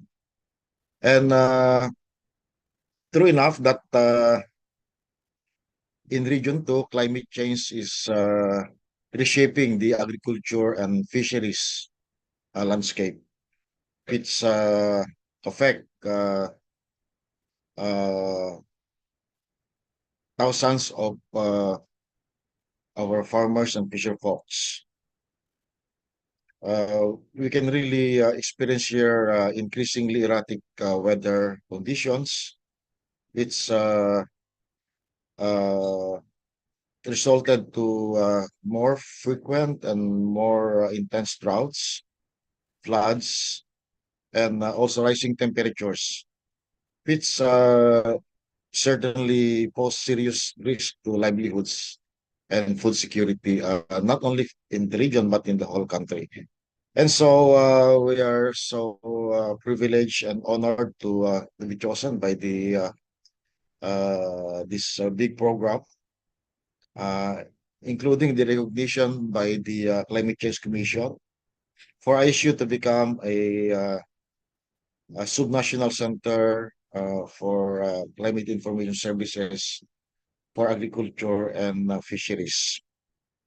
And this was established, of course, so that we could have a more accessible, more centralized access to relevant climate information, also to foster capacity building among partners and the community of practice, and also to promote climate resilient practices uh, as an institutional program of the university. And so we accepted the challenge that ISU will serve as the lead institution in Region 2 to bridge science and community actions in uh, climate information services. Of course, we are very mindful that we can only do this when we have a robust partnership. At present, very strong collaboration with the UPLB, Climate Change Commission, the Department of Agriculture, BIFAR, and of course our a key sponsor agency, the GIZ, the local government units like the City of Kawayan, the NGOs, and other state universities and colleges, not only in the region but in the whole country. And so we envision in the perspective of the Isabela State University in the successful implementation of the COP, we envision to be a leading hub of climate information and services, empowering agricultural and fishery sectors so that we would be able to attain resilient and sustainable development in especially in the Cagayan Valley region. For our mission, we would like to see in achieving the vision stated to have a centralized information, able to build capacity of our partners and stakeholders, foster innovation and promote partnership so that we'll be able to enhance adaptive practices and policy integration in agriculture and fisheries. So initially, we try to define and even seek institutional approval of the university and even to the level of our board. The role of the Isabela State University as a subnational coordinating center and as the SNCC, we call it, we would like to play a very pivotal role in Region 2 by leading the development of and the use of the CIS platform. Also, the continuing hosting of trainings and capacity building events through our climate change center and our extension department for all the campuses of the university. We'd like also to facilitate a collaborative climate-related research. That's why one output of this project is to come up with a COP centric climate research and development and extension agenda. And we would like to serve as a knowledge exchange hub for science-based climate information services, including policy development, driving policy advocacy for climate adaptation. So as we look forward, we are now working at establishing formal partnership, especially with the Isabela Provincial Local Government Unit. We just signed an MOU with them for asking for a support for the Isabela State University to serve not only as the Center for Information Services, but including other commodities like water resources, fisheries. These are areas that has very much relevance to climate information services. And even a command center where we provide real-time information and advisory to our farmers and fisher folks to be able to empower them to become more resilient uh, in taking actions on the negative impacts of climate change. So we look forward working with you, our partners, and especially UP, GIZ, and other members of the communities of practice. The end of the project is not the end of our work, but we just uh, have a a bigger momentum, as mentioned by Nicole a while ago, and we hope that we will continue to uh, um, provide impact, uh, helping our farmers and fisher folks not only be able to cope up with the impact of climate change, but even to further improve their socioeconomic status as member of the society in the region.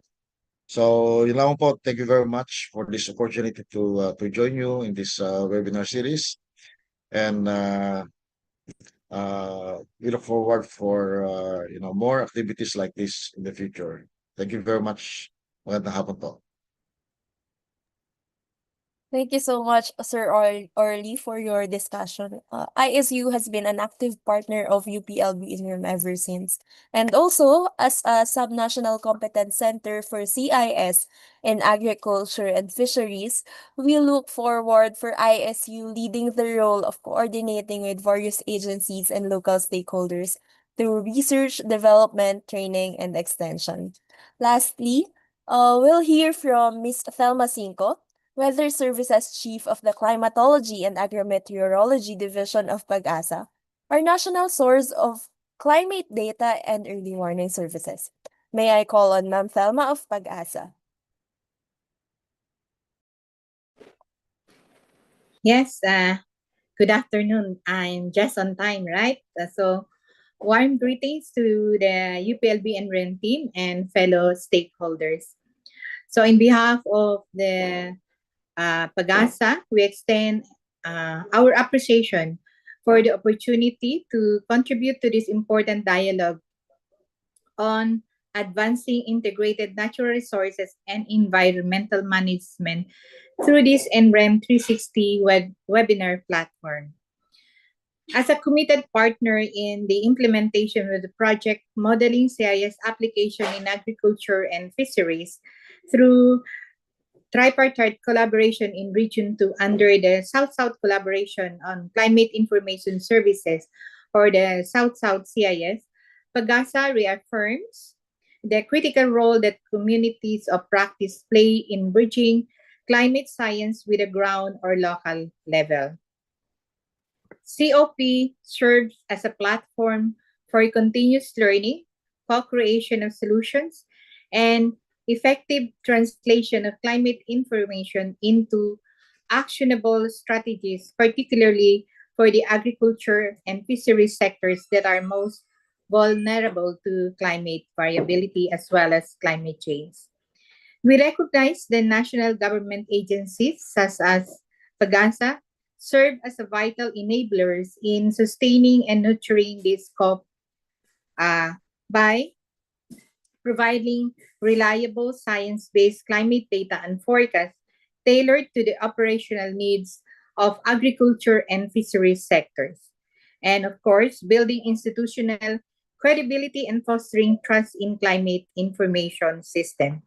And as well as bridging national expertise with local knowledge through sustained collaboration with local governments, academic institutions such as UPLB, and civil society and community organization, and of course, driving innovation through participatory approaches and co-design climate services that are inclusive, responsive, and adaptive.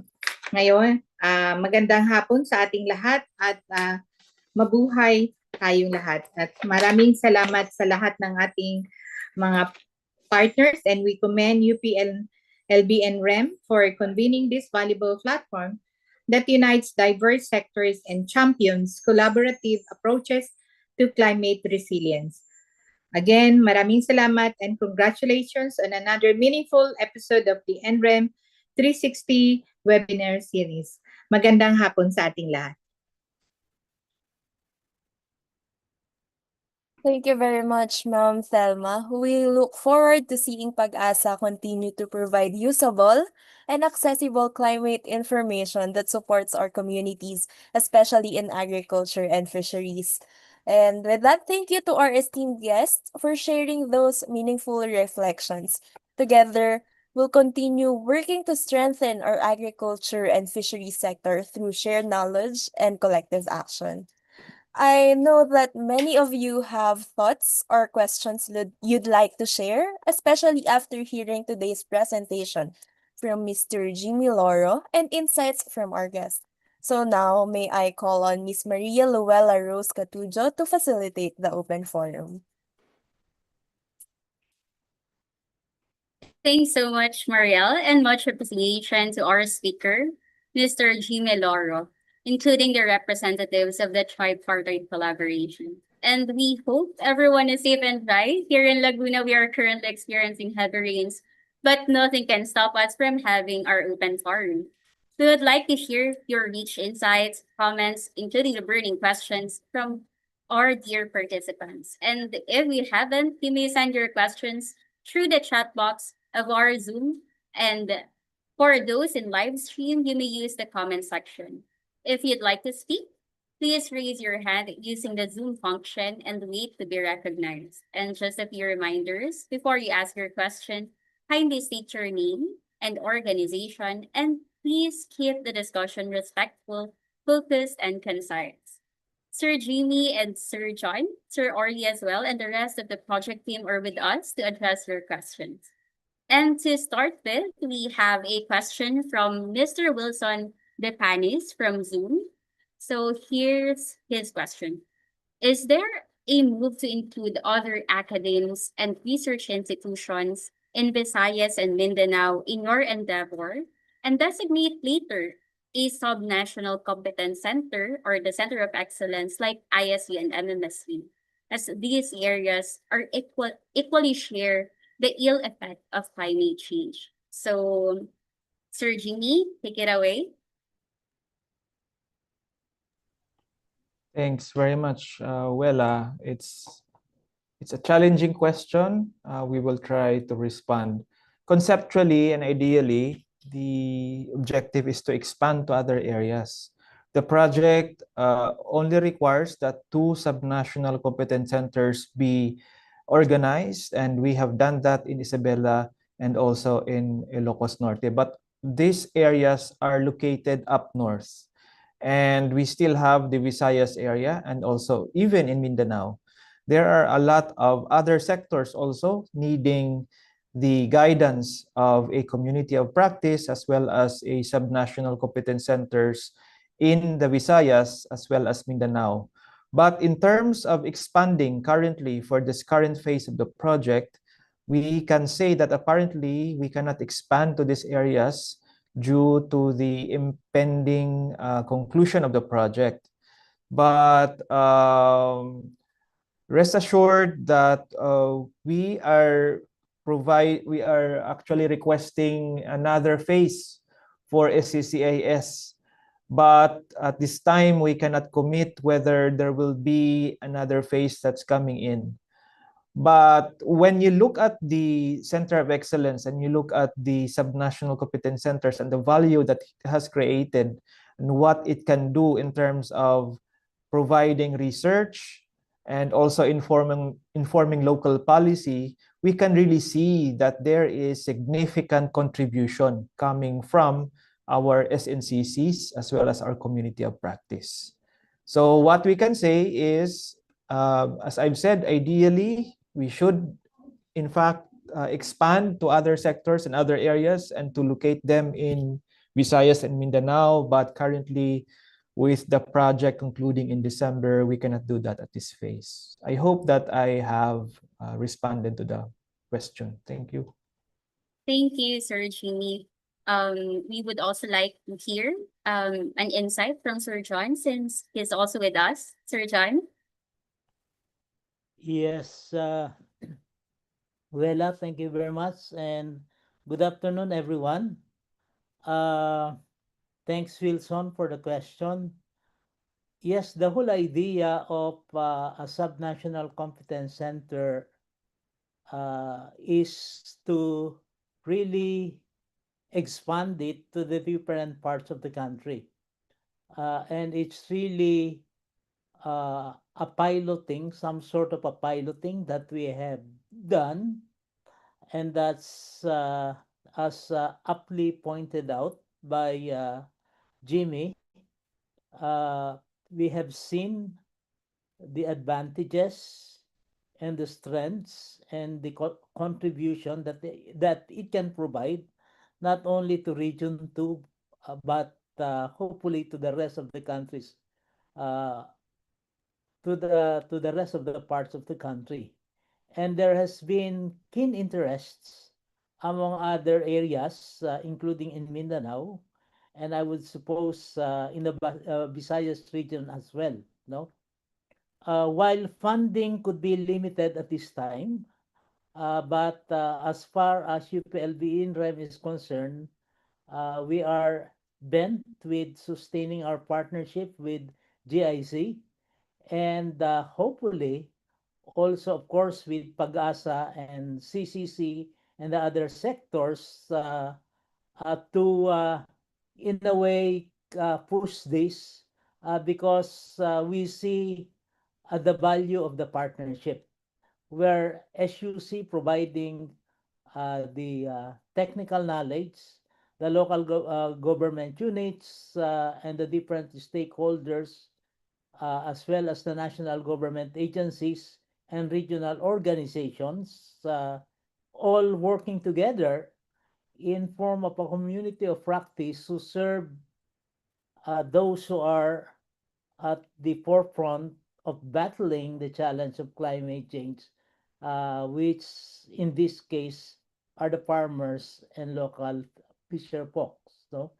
And so we intend to pursue this uh, through other, hopefully, initially we hopefully with GIC, as Jim has mentioned, through another phase, but probably also in partnership with the CCC, who can champion this because our idea before was CCC recognizing the different capable climate change centers like that of ISU, and then the different SUCs then can also source out funding so that they can serve as a subnational competence center. No?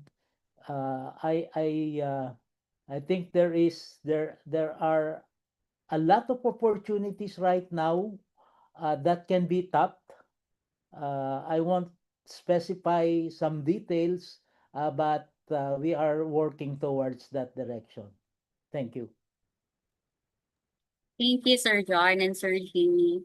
And your question as well, Sir Wilson, we hope we were able to address your concern. And another note, we are encouraged that you also have or share the same passion that we have towards climate resilience.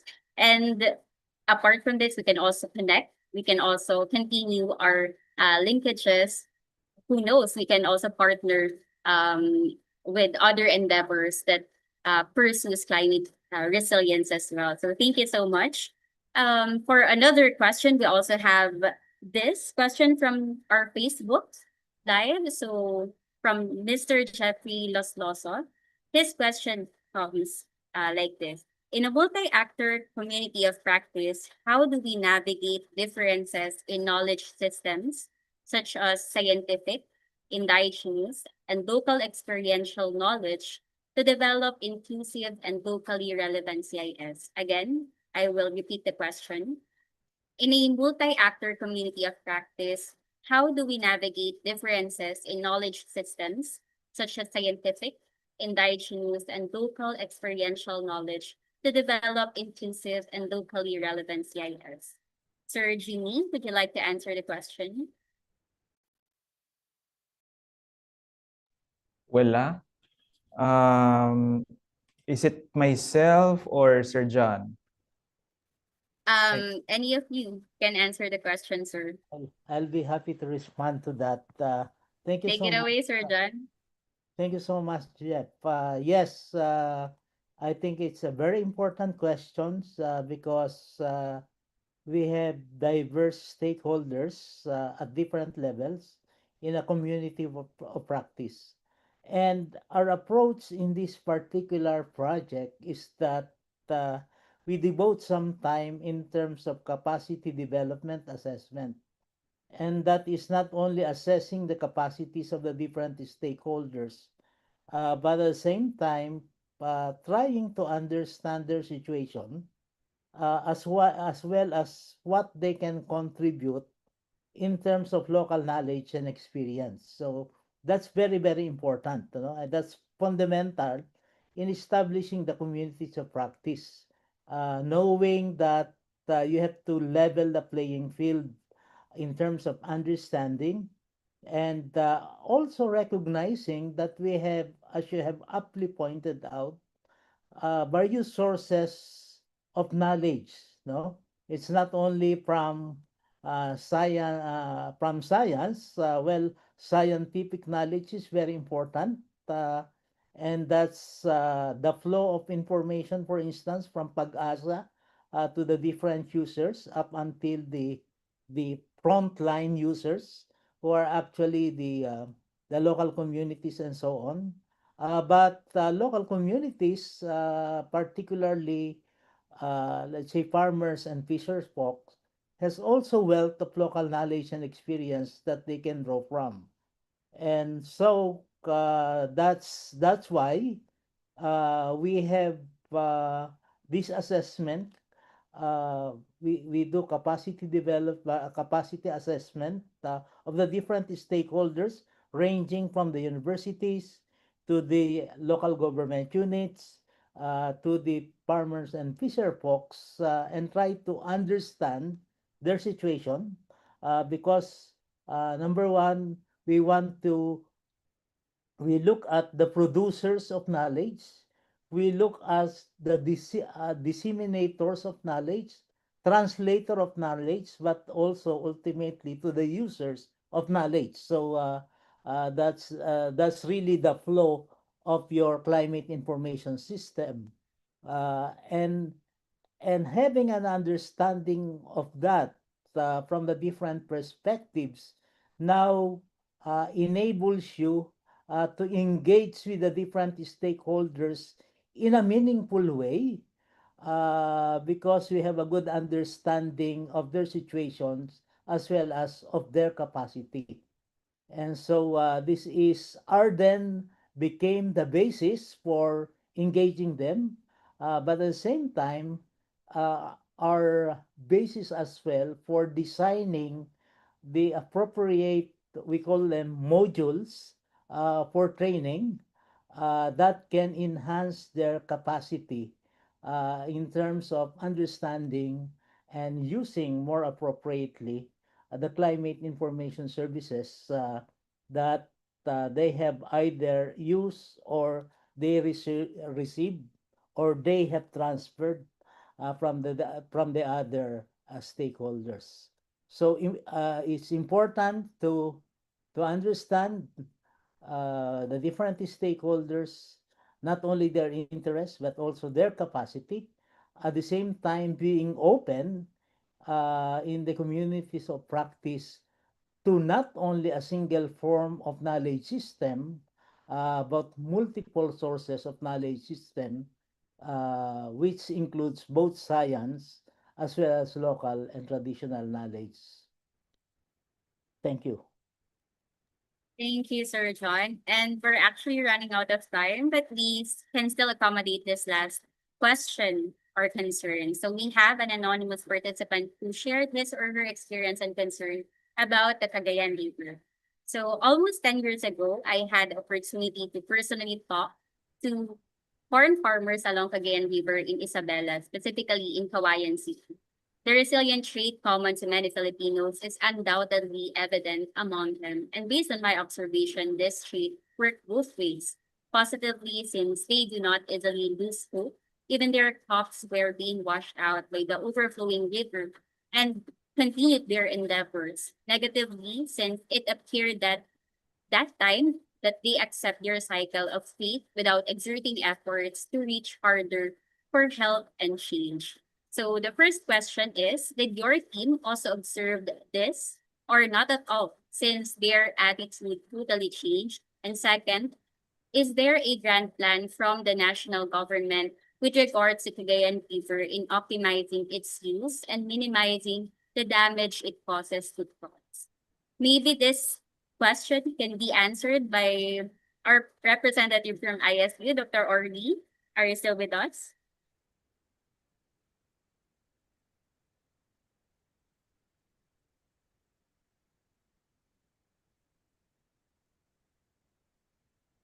Sir Orly, can we hear some insights from you?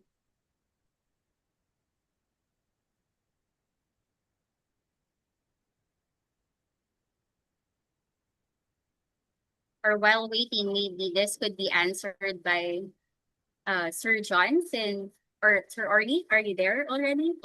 Pakiulit yung tanong, Maria, kasi malakas ako lang dito eh. Ay, sige po sir, ulitin ko po. Ang una pong question ay, um, did your team also observe this or not at all, since their attitude totally changed? Yung na-observe po kasi ng ating participant ay he has been engaging with the Cagayan farmers po in the last 10 years or 10 years ago po. So ang na-observe niya po, first ay yung positive notion nila na kahit mawala po yung crops nila caused by climate change ay nandun pa rin yung hope nila. Negatively, dahil ito na po yung ina-expect nila, hindi na rin po sila nag-exert ng masyadong effort or to change their current situation. So, did you observe this situation, sir, as you engage with the local farmers and fisher folk? And yung second question po nila is there a grand plan from the national government with regards to Cagayan River in optimizing its use and minimizing the damage it causes to crops? Here po ba, Sir Orly? Yes, thank you, Mariel. Thank you, sir. That's right. Very consistent yung yung kanilang observation. We also get those impression from them through our different meetings, consultation meetings, etc. Now, for the second question, yeah, there is a big push for development and management of the Cagayan River Basin. In fact, there's a big council, very powerful council, that are responsible for the management of the basin, especially doon sa protection ng livelihood and landscape, especially yung mga farms ng mga natin. We all know that rice and corn are the main commodity crops here.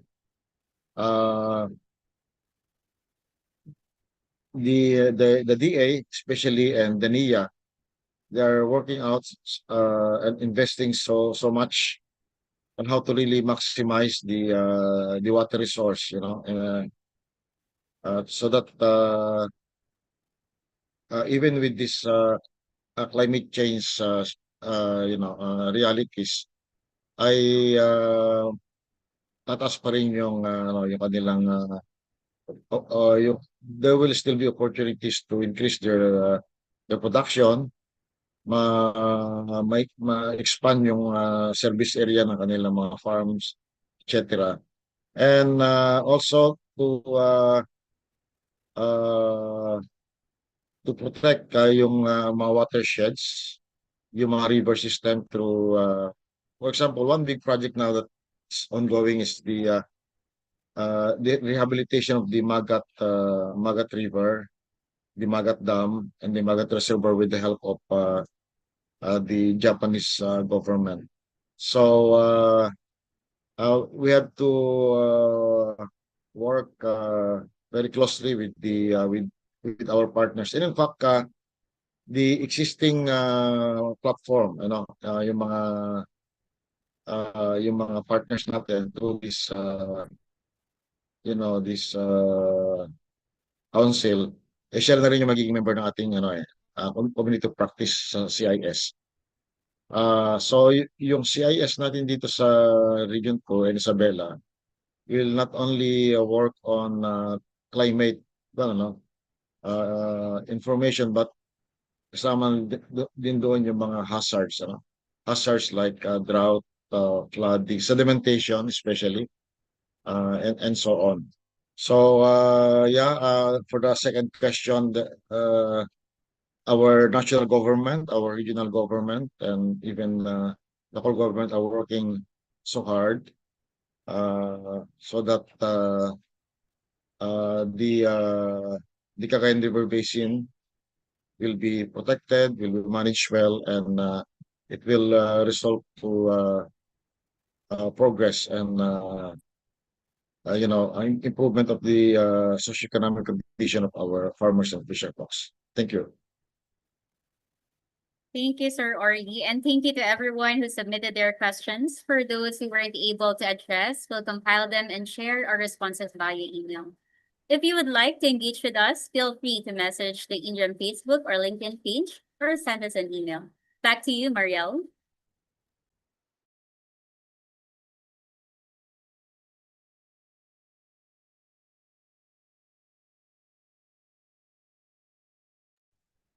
Thank you, Ms. Wella, and thank you so much to our very active participants and stakeholders. With our limited time, we could only accommodate a few questions. As said earlier, if you have any questions we weren't able to address, feel free to leave them in the chat or send them to us. We'll compile the remaining questions and send the responses via email after the event. At this point, we would like to take a moment to express our heartfelt gratitude to our distinguished speaker. On behalf of UPLB-INREM, we are honored to present this certificate of recognition to Mr. Jimmy Loro for sharing his invaluable knowledge and expertise in his presentation titled Community of Practice, Development and Value Proposition for the Philippines and ASEAN Context. We thank him for serving as a resource person for the INREM 360 webinar series organized by UPLB-INREM on June 30, 2025. Signed by Dr. Juan M. Pulhin, Founding Director of UPLB-INREM, and Dr. Jose V. Camacho Jr., Chancellor of the UPLB. Once again, thank you very much, Mr. Jimmy Loro, for being an important part of today's success. And we hope for more collaborations with you in the future. And to formally close our program, we are honored to receive a message from Assistant Secretary and Deputy Executive Director Romel Antonio O. Cuenca of the Climate Change Commission. ASEC Cuenca has been a steadfast advocate of evidence-based and inclusive climate governance in the Philippines. However, it turned out that ASEC Cuenca is currently out of office and experiencing connectivity issues. So with this, let us call on Ms. Camille Poblete to deliver CCC's message. Good afternoon, everyone. I am Camille Poblete from the Climate Change Commission, and I am honored to deliver the closing remarks on behalf of Assistant Secretary Romel Cuenca. Dr. Juan M. Pulhim, the Director of UPLB-INREM, Dr. Nicole Kranz, the SSTIS Principal Advisor of GIZ, Dr. Orlando F. Balderrama, the Vice President for Research and Development at the ISU, our PMU colleagues, Mr. Jimmy Loro, SSCIS Chief Advisor, Ms. Delma Cinco, Weather Service Chief of Climatology and Agrometeorology Division, our resource speakers and presenters, to all other researchers and the entirety of the scientific community participating in this webinar series, a pleasant afternoon to all of you. The Climate Change Commission recognizes the importance of academe in advancing climate information and services in the Philippines by integrating scientific advancements through research and best practices and providing science-based information for the Climate Change Commission as the lead policy-making body to refine our policy recommendations and further foster interdisciplinary collaborations. Operating under our mandates, the CCC is working on ensuring alignment and coherence of our actions with both national and international frameworks while further strengthening our partnerships, such as our collaboration with the GIZ through the SSCIS project. Recalling the Subnational Competence Center in Isabela, a milestone achieved by establishing a pillar for the CIS in agriculture and fisheries, we are looking forward to a continuous advancement of CIS in the Philippines. We are looking forward to more collective actions for our shared goal. And now is the most opportune time to work more closely together to ensure that our actions and investments are responsive to the actual needs and priorities of the Philippines, as referred to in the NAP, the NDCIP, and the PDP, among others. The CCC is working towards the development of a coordinated policy to strengthen and sustain the CIS milestones. So let us continuously engage through our community of practice to establish a clear purpose and shared vision, as well as facilitate knowledge exchange. As we conclude the INREM 360 webinar series, we hope that the discussion and outcomes of this session will further strengthen our work relations toward implementing programs and projects aligned with the national agenda. Rest assured that the CCC is ready to work closely with our partners toward achieving a low-carbon, climate-smart, climate-resilient, and sustainable Philippines. Thank you. Maraming salamat. Mabuhay.